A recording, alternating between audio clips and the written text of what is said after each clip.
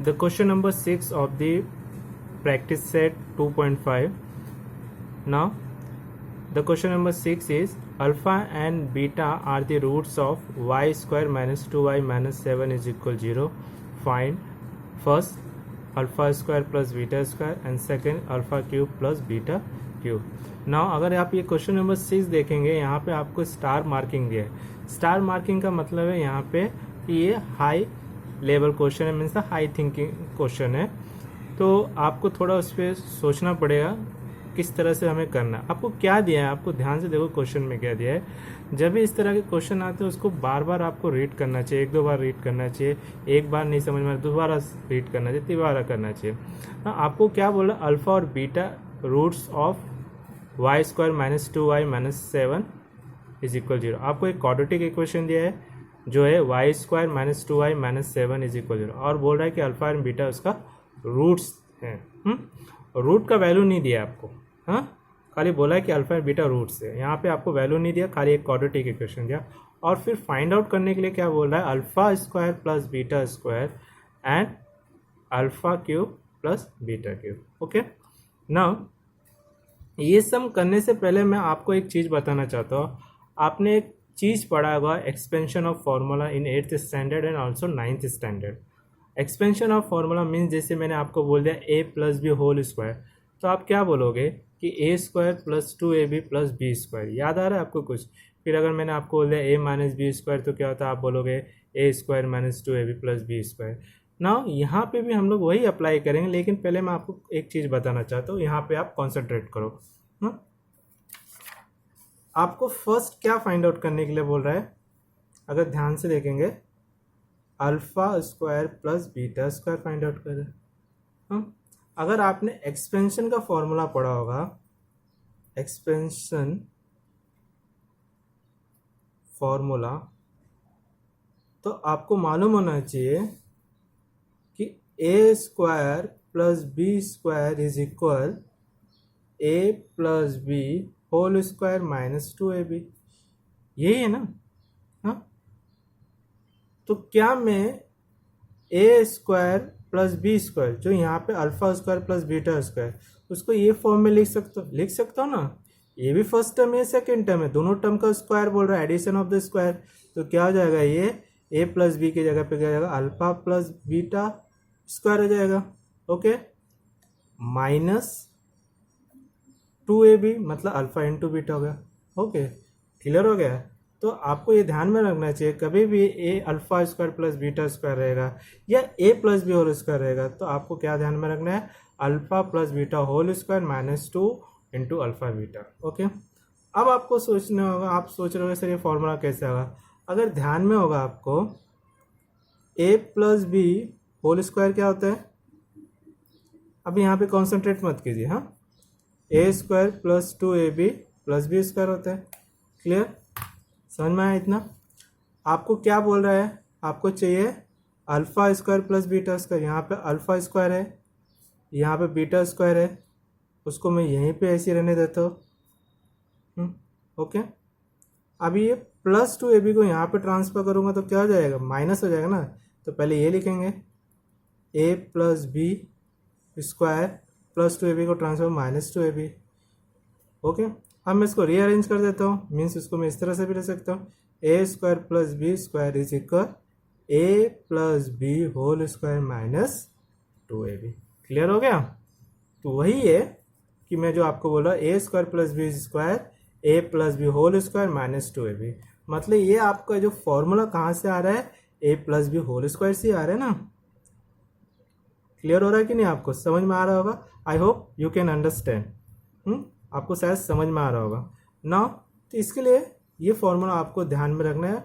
मैंने आपको बताया ये किस तरह से, आपको एग्जामिनेशन में ये सब नहीं करना है, आपको ये फॉर्मूला ध्यान में रखना है। सपोज आप फॉर्मूला भूल गए तो आपको क्या ध्यान में करना है, A plus B whole square का फॉर्मूला अप्लाई करना है। तो आपको मालूम है A plus B whole square क्या होता है, A square plus 2ab plus B square होता है। फिर आपको ए स्क्वायर चाहिए प्लस बी स्क्वायर, बाकी को ट्रांसफर कर दो, आपको मिल गया A plus B whole square is equal A plus B whole square is equal minus 2ab। तो यहाँ पे अल्फा इंटू बीटा को, तो जहाँ जहाँ पे ए एंड बी है। क्लियर हो गया? सपोज आप फॉर्मूला भूल जा रहे हैं तो आप ये इजिली अप्लाई कर सकते हो। क्लियर हो गया?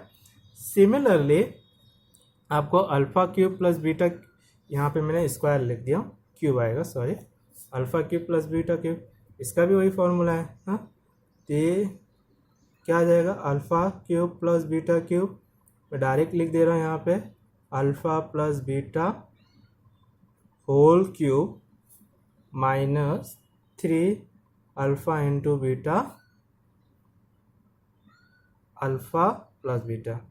अब आप सोच रहे ये कहाँ से कैसे आ गया, अगर ध्यान से देखोगे आपको एक फॉर्मूला और भी था, a plus B whole cube, क्या फॉर्मूला आपको, a cube plus b cube plus 3a square b plus 3ab square.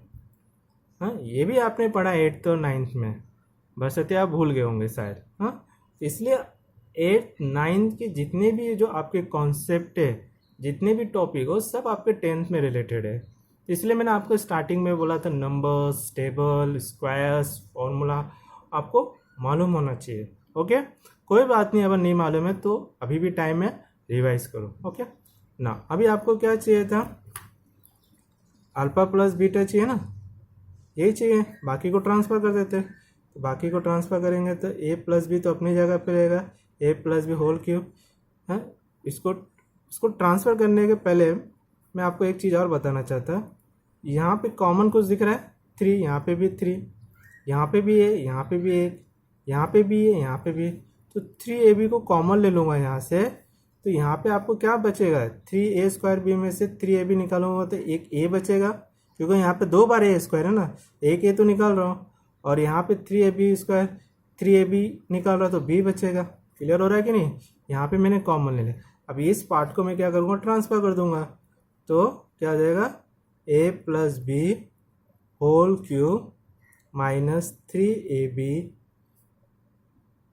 Bracket a plus b is equal a cube plus b cube. उसको रीअरेंज कर दो आप, a cube plus b cube का formula क्या जाएगा, a plus B, sorry यहाँ पे b, a plus B whole cube minus 3ab into a plus b. Clear हो गया, ये आपको एग्जाम में सॉल्व नहीं करना है, मैं आपको बता रहा ये फॉर्मूला किस तरह से आया है।